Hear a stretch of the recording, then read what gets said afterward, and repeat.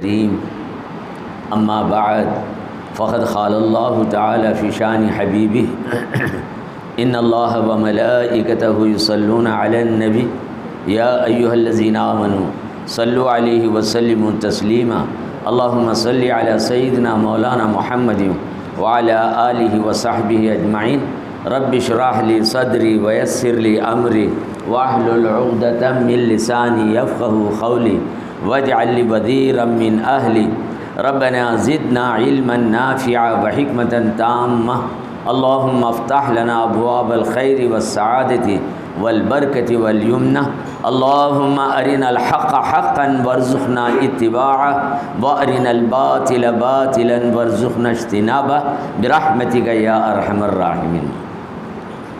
بزرگان محترم، عزیزان گرامی قدر، عزیز دوستو، صاحبو، آج تیسرا پارہ تلک الرسل شروع ہو رہا ہے۔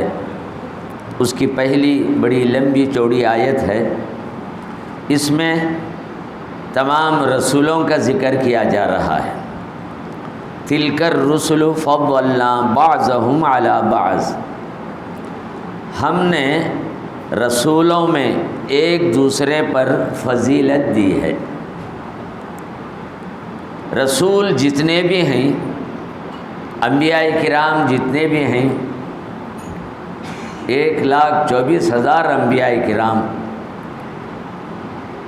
یہ تعداد کم بھی ہو سکتی اور زیادہ بھی ہو سکتی، ایک اندازے کے طور پر مفسرین نے بیان کیا ہے۔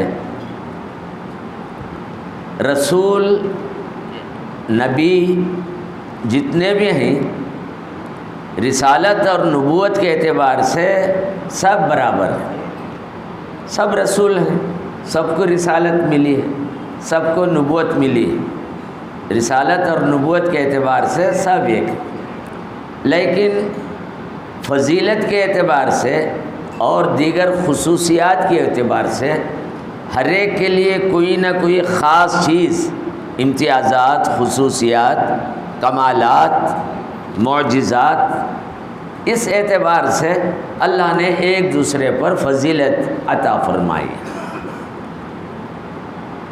اب تمام انبیاء کرام میں سے حضور اکرم صلی اللہ علیہ وسلم سب سے اونچے درجے پر، مظہر اتم ہے آپ کی ذات، تمام صفات کا مجموعہ، تمام کمالات کا مجموعہ، جو انبیاء کرام کو جو خصوصیتیں دی گئیں، جو معجزات دیے گئے، جو اوصاف دیے گئے، جو کمالات دیے گئے، ہر ایک کو الگ الگ دیے گئے ہیں۔ وہ تمام خصوصیات حضور اکرم صلی اللہ علیہ وسلم کو عطا کیے گئے۔ اسی لیے کسی شاعر نے بھی کہا، حسن یوسف دم عیسیٰ ید بیضا داری آنچ خوباں ہما دارند تو تنہا داری۔ 3-4 پیغمبروں کے کمالات کا ایک مصرعے میں ذکر کر کے شاعر کہتا ہے کہ ان لوگوں نے جو کمالات حاصل کیے ہیں، یہ تمام کمالات آپ کی ذات کے اندر موجود ہے۔ تو گویا نبوت اور رسالت کے اعتبار سے، نبی ہونے کے درجے سے سب برابر ہیں، خصوصیات کے اعتبار سے، فضائل کے اعتبار سے الگ الگ ہیں۔ کسی کو ایک شرف ملا، کسی کو ایک کمال ملا، کسی کو ایک خوبی ملی۔ اس طریقے سے اللہ تبارک و تعالیٰ نے ہر ایک کو یہ چیز، وہی بات کہی جا رہی ہے، تلک الرسل فضلنا بعضهم علی بعض، ہم نے رسولوں میں سے ایک دوسرے کو فضیلت دی ہے، ایک دوسرے کے درجے مرتبے الگ الگ قائم کر دیے گئے ہیں۔ اب انبیاء کرام کے درجات کو اس انداز سے نہیں بیان کرنا چاہیے جس سے کسی دوسرے نبی کی تحقیر ہو، تذلیل ہو یا نیچے دکھایا جا رہا ہو۔ ایسے الفاظ، ایسے جملے، ایسی عبارتوں سے بچنا چاہیے۔ ہر ایک کو اس کے مقام میں، مرتبے میں رکھنا چاہیے، ہر ایک کی خوبی کا اظہار کرنا۔ یہ تو انبیاء کرام کی بات ہے۔ عام انسانوں کے لیے بھی اسلام کے اندر ایک طریقہ ہے، انزل الناس منازلہم، لوگوں کو ان کی منزل میں، ان کے درجے میں، ان کے مقام اور مرتبے میں رکھو۔ کسی کا مرتبہ اس انداز سے نہ بڑھاؤ کہ دوسرے کے مرتبے پر اثر پڑے. سب کا لحاظ، سب کا مرتبہ، سب کی خوبیاں یہی وجہ ہے کہ کہیں امت میں بھی ایسی بات نہ آ جائے، انبیاء کرام ہو، اولیاء کرام ہو، عام انسان ہو، کسی کو بڑھا دیا تو آسمان پر بٹھا دیا، کسی کو اس طریقے سے بڑھا دیا کہ دوسرے کی تاخیر اس کے اندر شامل ہو رہی ہے. تو ان چیزوں سے بچنا چاہیے. تو یہ عام طریقے سے ایک آداب بھی ہیں، اور سماج اور سوسائٹی کے اندر سب کا لحاظ مرتبے کا رکھنا چاہیے. اب یہاں حضور اکرم صلی اللہ علیہ وسلم اتنے بلند درجے پر ہونے کے باوجود آپ فرماتے ہیں مجھے یونس ابن متی پر فوقیت نہ دو. یونس علیہ السلام ایک پیغمبر ہیں، ان کا ذکر کرتے حضور نے فرمایا اس طریقے سے میرا ذکر نہ ہو کہ میں یونس سے افضل ہوں، ان کو کم کر کے مجھے بڑھا کر نہ بتلاؤ. یہ حضور اکرم صلی اللہ علیہ وسلم نے ایک عاجزی و انکساری تواضع تاکہ دوسروں کے مرتبے پر بھی کوئی ضرب نہ لگے اس وجہ سے کہا. ورنہ آپ کے مقام اور مرتبے کے اعتبار سے دیکھا جائے تو اللہ تبارک و تعالیٰ نے ہی سارے نبیوں میں آپ کو سب سے اوپر رکھا ہے، افضل رکھا ہے، اور آپ کی افضلیت کو سارے نبیوں نے تسلیم کر لیا ہے. کبھی کسی نبی نے کوئی بات ایسی نہیں کی، بلکہ یہاں تک کہا گیا ہے سب کی نبوتیں بھی آپ کی نبوت کی وجہ سے، سب کو جو کمالات ملے ہیں، جو معجزات ملے ہیں، جو خوبیاں ملے ہیں، یہ بھی نبی اکرم صلی اللہ علیہ وسلم کے فیضان سے، آپ کے مرتبے سے یہ چیز ہے. چنانچہ اب حضور کے چند خاص چیزیں ہیں جس میں کوئی پیغمبر شریک نہیں. اب ایک خصوصیت آپ کی یہ ہے کہ اللہ نے آپ کو تمام انسانوں کے لیے پیغمبر بنا کر بھیجا گیا. ایک بہت بڑا مقام ہے، بہت بڑا درجہ ہے. آپ کی نبوت کو اتنا بڑا درجہ دیا گیا کہ اس میں ساری قومیں، سارے ملک کے لوگ، قیامت تک کے لوگ آ گئے. یہ درجہ کسی اور پیغمبر کو تو اللہ نے نہیں دیا. پھر آپ کو اللہ نے نبوت ایسی دی کہ قیامت تک آپ کی نبوت باقی، خاتم الانبیاء بنا دیے گئے. آپ کے بعد نبوت کا دروازہ ہی بند، اب کسی کو نبوت ملنے والی نہیں. یہ بھی ایک آپ کو اعزاز دیا گیا، خاتم الانبیاء، خاتم النبیین. بلکہ ختم نبوت کا معاملہ ہی نہیں ہے، آغاز نبوت کا معاملہ بھی حضور ہی. کنت نبیا وآدم بین الماء والتین، امام ابو داؤد کی حدیث میں ہے ہم اس وقت بھی نبی تھے جب کہ آدم پانی اور مٹی کے درمیان تھے. ہم اس وقت بھی نبی تھے جب کہ آدم روح اور جسم کے تھے. تو گویا آپ کی نبوت وہاں سے شروع ہوئی ہے جب کہ حضرت آدم کی تخلیق بھی نہیں ہوئی تھی. تو گویا نبوت کا آغاز، گویا مبدا، اور وہیں سے مرجع، وہیں سے نبوت کا گویا ایک آفتاب ہے، وہ نکلنے کے بعد اس کی شعاعیں چاروں طرف پھیل رہی ہیں. تو ایسے ہی آفتاب طلوع ہوا اور آفتاب غروب ہوا. شعاعیں بھی آفتاب کی طرف سے نکلی اور شعاعیں ختم بھی ہوئیں تو آفتاب کے غروب ہونے کے بعد. ایسے ہی مثال حضور اکرم صلی اللہ علیہ وسلم کی ہے، آغاز نبوت بھی آپ سے، اختتام نبوت بھی آپ سے، نبوت کی شروعات بھی آپ کی ذات سے، نبوت کا اختتام بھی. تو گویا یہ ایک آپ کی فضیلت اللہ تبارک و تعالیٰ نے آپ کو عطا.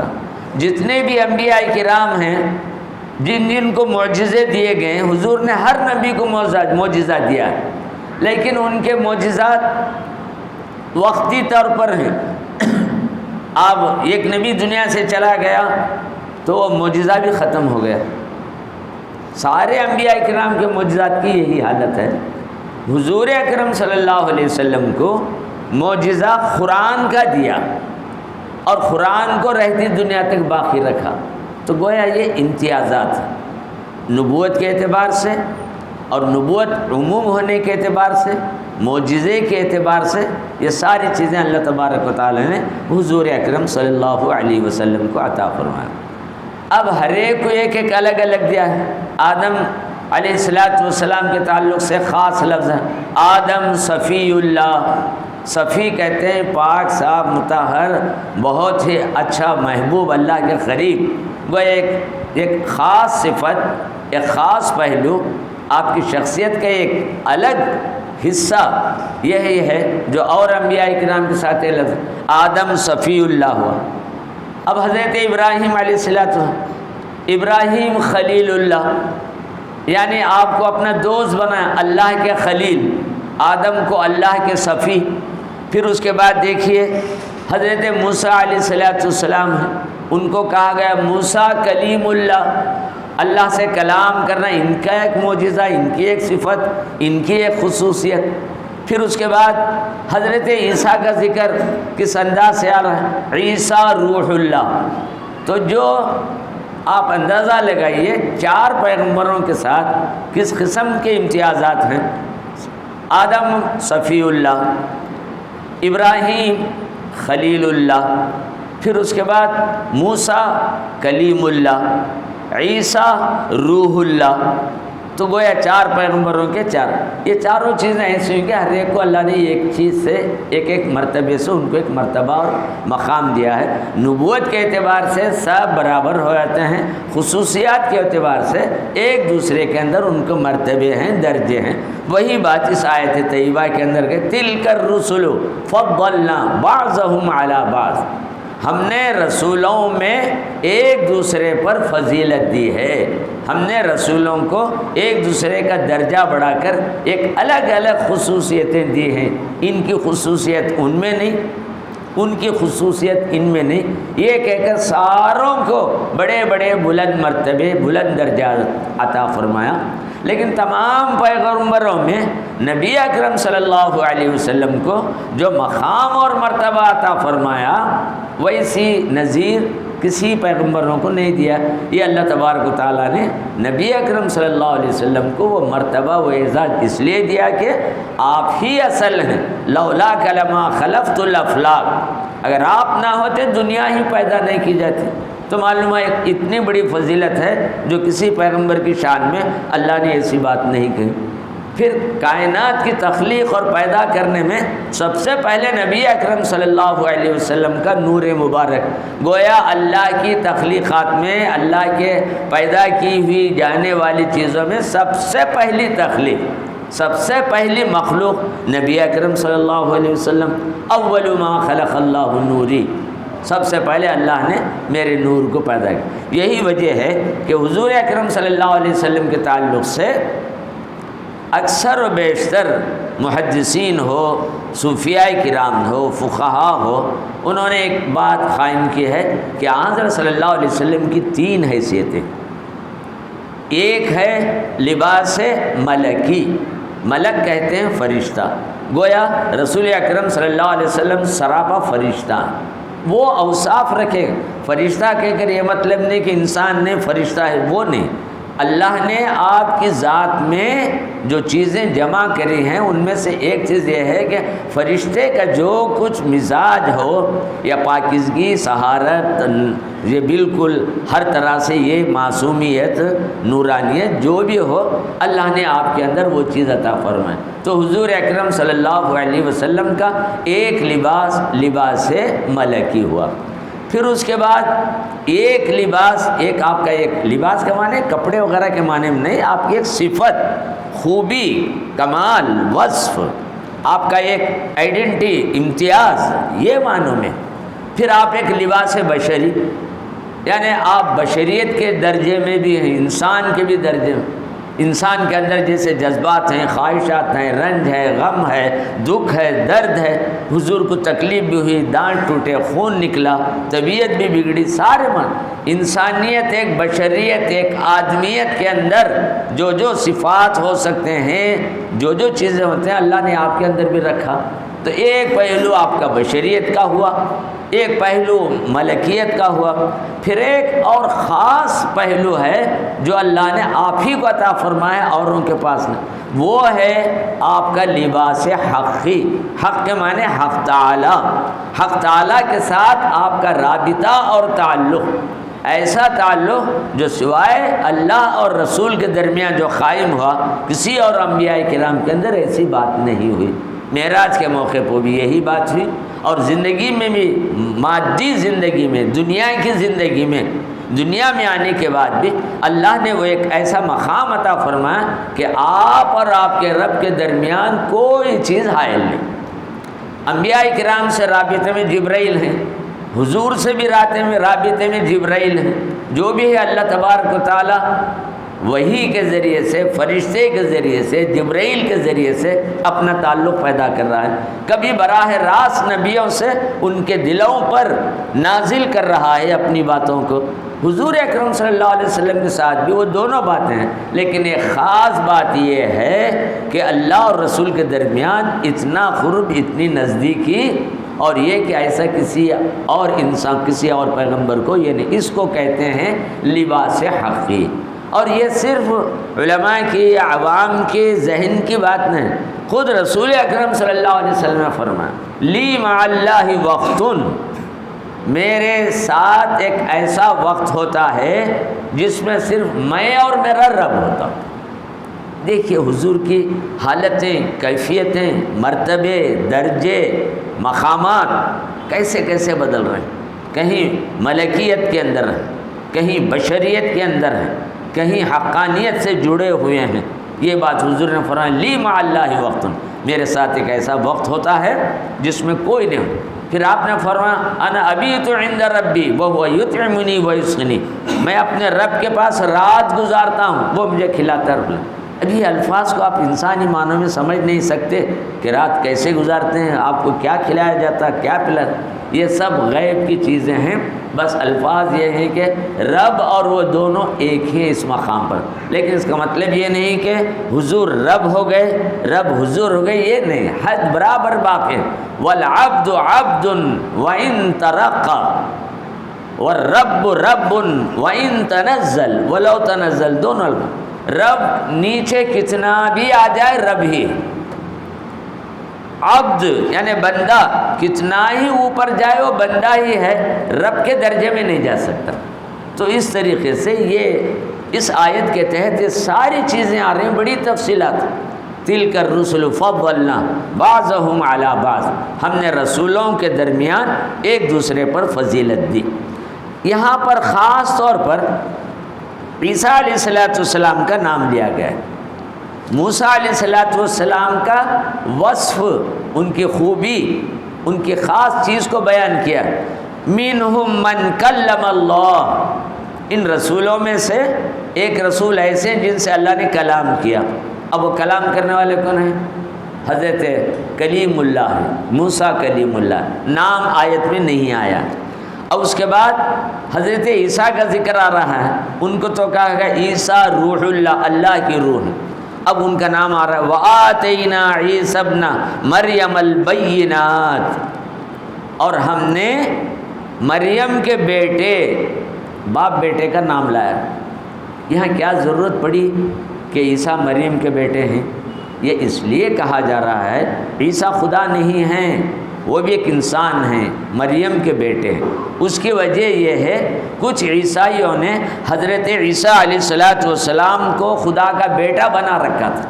آج بھی وہ عقیدہ خدا کا بیٹا مانتے ہیں، یعنی تو خدا کی خدائیت میں شامل ہے، جیسے خدا کے جو اختیارات ہیں وہ عیسیٰ کو ہیں، وہ ثالث ثلاثہ، تین میں سے ایک ہیں۔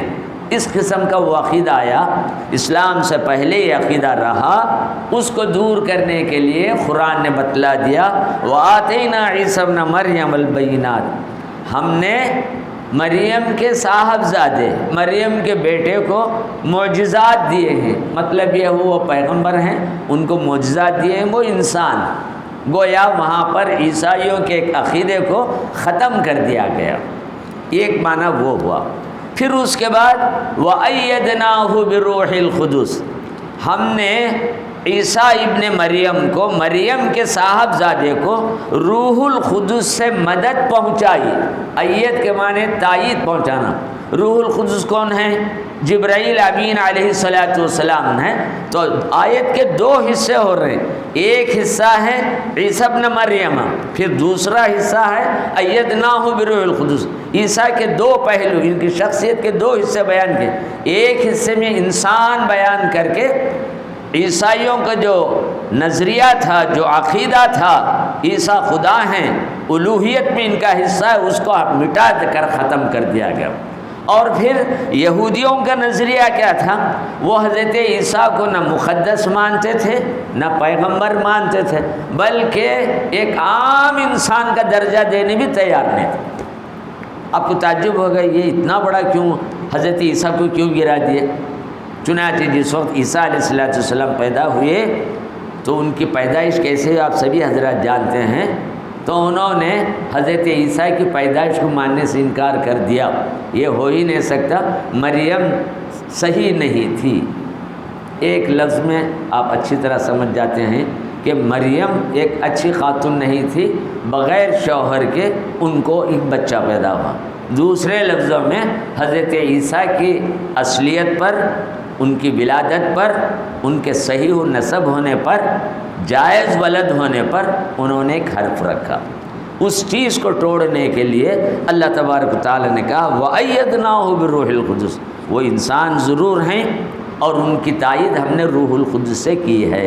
اور قرآن کریم کی اور دیگر آیتوں کے ذریعے ان کو سمجھا بھی دیا گیا اِنَّ مَثَلَ عِیسَىٰ عِندَ اللَّهِ كَمَثَلِ آدَمَ، حضرت عیسیٰ کی مثال آدم جیسی ہے علیہ السلام۔ آدم بغیر ماں اور باپ کے پیدا کیے گئے ہیں، عیسیٰ بغیر باپ کے پیدا کیے، یہ کہہ کر بتلا دیا گیا کہ ان کے باپ نہیں ہے، لیکن اللہ تبارک و تعالیٰ نے قدرت کاملہ سے بیان، بات کلیئر ہو گئی۔ لیکن اس کے باوجود یہودی ماننے تیار نہیں ہوئے، تو اللہ نے اس آیت کے ذریعے بتلا دیا وَأَيَّدْنَاهُ بِالرُّوحِ الْقُدُسِ، دونوں عقیدوں کو غلط قرار دیا گیا۔ اسی لیے اسلام نے انبیاء کرام ہو، اولیاء کرام ہو، سب کو ان کے درجے میں رکھنے کی بات کہی ہے، نہ اتنا بڑھائیں کہ خدا کے درجے میں پہنچا دیں، نہ اتنا گرا دیں کہ ایک عام انسان کے درجے پر۔ کار پاکاں راز خود خیاس مگر، نیک لوگوں کو اپنے اوپر خیاس مت کر دیجیے، وہ تمہارے سے بالکل الگ تلگ بڑے اونچے۔ اب اس کے بعد وقت تو کافی ہو جاتا ہے، آیت الکرسی آ رہی ہے، اس کے ایک دو چار گفتگو کہہ رہے، کل کی نشست میں ذرا اس موضوع پر تفصیل سے روشنی ڈالوں گا۔ آیت الکرسی اللہ لا الہ الا هو الحی القیوم سے ایک بڑی آیت ہے، وہ هو العلی العظیم، سبھی کو یاد بھی ہے۔ آیت الکرسی کے تعلق سے دو حدیث کہہ کر اس کا خلاصہ میں کل کی نشست میں کروں گا، اس کے بعض الفاظ بڑے تفصیل طلب ہیں، ایک ایک لفظ کے اندر کئی باتیں آ رہے ہیں، اس کا خلاصہ کل کی نشست میں رکھوں گا۔ دو حدیث پر میں اپنی بات کو ختم کرتا ہوں۔ ان اعظم آیت فی القرآن آیت الکرسی، رسول اکرم صلی اللہ علیہ وسلم فرماتے ہیں قرآن کریم قرآن کی آیتوں میں سب سے عظیم ترین آیت آیت الکرسی ہے۔ یہ جو آیت آ رہی اللہ لا الہ سے علی العظیم تک، اس آیت کا نام ہی دے دیا گیا ہے حدیث میں آیت الکرسی، مشہور لفظ سبھی اچھی طرح جانتے ہیں آیت الکرسی۔ آیت الکرسی کا یہ ہے۔ اور پھر حضور اکرم صلی اللہ علیہ وسلم نے اس کے تعلق سے ایک بڑی اہم بات بتلائی ہے، ایک اور چھوٹی حدیث ہے، وہ بتلا کر گفتگو ختم کر دینا۔ من قرأ آیت الکرسی فی دبر کل صلاۃ مکتوبۃ لم یمنعہ من دخول الجنۃ الا الموت۔ اس حدیث کا مطلب یہ ہے جو آدمی فرض نمازوں کے بعد اس آیت طیبہ کو پڑھے گا، یعنی آیت الکرسی کو پڑھے گا، اس کے مرنے کے بعد جنت میں جانے کے لیے کوئی چیز رکاوٹ نہیں رہے گی، مرتے ہی وہ جنت میں چلا جائے گا، جنت میں پہنچ۔ اب جنت تو آخرت میں حساب و کتاب کا ہے، لیکن بعض حدیثوں میں جو کہا جاتا ہے مرتے ہی جنت میں داخلہ ہو گیا، تو اس کا مطلب یہ ہے جنت کی کھڑکی اسے کھول دی جاتی ہے، وہاں سے اس کا رابطہ قائم ہو جاتا ہے۔ جنت میں تو حساب کتاب کے بعد ہی جائیں گے، شہداء کو اللہ تبارک و تعالیٰ نے پہلے ہی بھیج دیا، خاص اعتبار سے وہ الگ مسئلہ ہے۔ حضرت بلال جنت میں حضور نے معراج کے موقع پر دیکھا، شہداء کی ارواح ہیں جنت میں پہنچ گئی ہیں۔ یہ کچھ امتیازاتی باتیں ہیں، غیب کی باتیں ہیں۔ جنت میں براہ راست چلے جانے کا مطلب یہ ہے کہ اللہ تعالیٰ مرتے ہی اس آدمی کو جنت سے رابطہ قائم کرا دیتا ہے۔ تو اس آیت کا مطلب یہ من قرأ آیت الکرسی فرض نماز کے بعد، ہر فرض نماز کے بعد جو آیت الکرسی پڑھ لے گا تو اللہ تبارک و تعالیٰ اسے موت کے ساتھ ہی جنت میں داخل کر دے گا۔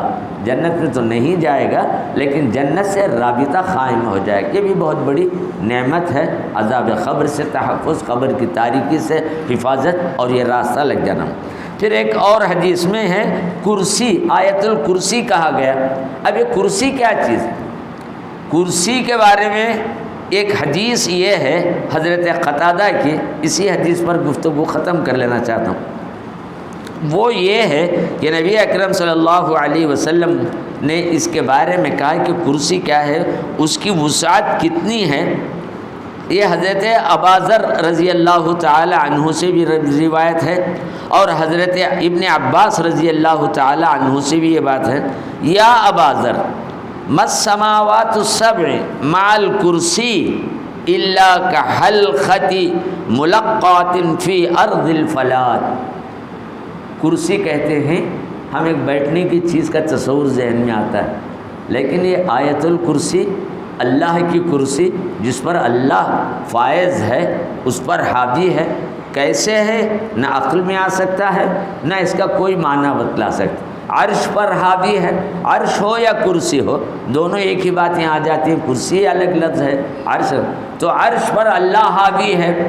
استواء علی العرش الکیفیت مجہول والمعنی معروف۔ تمام عقائد کی کتابوں میں کہا گیا عرش ایک چیز ہے، عرش پر اللہ حاوی ہے، کیفیت بتلانا مشکل ہے۔ کرسی کی وسعت کا عالم کیا، کرسی آخر ہے کتنی؟ یہ کرسی کے بارے میں بتلایا جائے ساتوں زمان، ساتوں آسمان کو کرسی کے مقابلے میں کرسی اتنی وسیع ہے کہ سارے چیزیں ایک میدان میں ہیں تو کرسی کو اس میں رکھا گیا ہے، ایک انگوٹھی کی مقدار میں بتلا دیا گیا ہے۔ تو گویا تمام آسمان، ساتوں آسمان اور اس کے مقابلے میں کرسی اتنی وسیع ہے کہ سب کو اپنے سمیٹ میں لے لیں۔ مطلب یہ ہے اس کی وسعت کرسی کی اتنی ہے، ساتوں آسمان، ساتوں زمین، ساری چیزیں، اس کو سمجھانے کے لیے ایسا ہی کہا جائے گا جیسے کوئی ایک میدان میں ایک انگوٹھی رکھی گئی ہے، اس طریقے سے گویا سارے چیزیں یہ ساتوں آسمان کی طرح ہے، وہ کرسی اس کے درمیان، یعنی وسعت بتلانا ہے۔ اس کی وسعت کو، کشادگی کو ذہنی اعتبار سے ہم سمجھ نہیں سکیں گے۔ اور پھر اس کے بعد وسیع کرسی السماوات والارض، اللہ کرسی کو پورے طریقے سے وسعت کے ساتھ رکھا ہے۔ اب وہ کرسی کیا ہے، قدرت کیا ہے، کس طریقے سے یہ ہے، اور اللہ تبارک و تعالیٰ کے جو نام آ رہے ہیں بڑے لمبے چوڑے ہیں، اللہ کی الگ تشریح ہے، الحیو کی ایک تشریح ہے، القیوم کی ایک تشریح ہے، پھر اس کے بعد سینۃ ولا نوم، اونگ، نیند، یہ اس سے بے نیاز ہے۔ پھر ایک لفظ آ رہا ہے من ذا الذی یشفع عندہ، اسی کے اندر ہے کوئی اس کے سامنے شفاعت نہیں کر سکے گا۔ یہ الفاظ کی تحقیق کل کے لیے میں رکھ دینا چاہتا ہوں، اسی پر آج کی گفتگو ختم ہے۔ دعا فرمائیں کہ اللہ تبارک و تعالی ہمارے اس کہنے اور سننے کو قبول فرما لے۔ اللہ آپ تمام حضرات کی اور میری اس نیکی کو اپنے فضل و کرم سے قبول فرما لے اور اس کا بہترین صلہ دنیا اور آخرت میں عطا فرما دے۔ اللہ تعالی ہمارے تمام جائز مرادوں اور مقاصد کو پورا فرما دے۔ اللہ ہماری عمروں میں، رزق میں، اہل و عیال میں، ہمارے کاموں میں خیر اور برکت عطا فرما۔ یہ دوسرا عشرہ ہے مغفرت کا ہے، الہ العالمین تو ہماری مغفرت فرما، ہمارے آباء و اجداد کی مغفرت فرما، ہمارے رشتہ دار، دوست و احباب ان سب کی بھی مغفرت فرما۔ آئندہ ہماری نسل اور آل کا سلسلہ جاری رکھا، ان کی بھی تو مغفرت فرما دے۔ اس دعا کو رسول اللہ صلی اللہ علیہ وسلم کے صدقے میں قبول فرما لے۔ وصلی اللہ تعالی علی خیر خلقہ محمد وآلہ واصحابہ اجمعین برحمتک یا ارحم الراحمین۔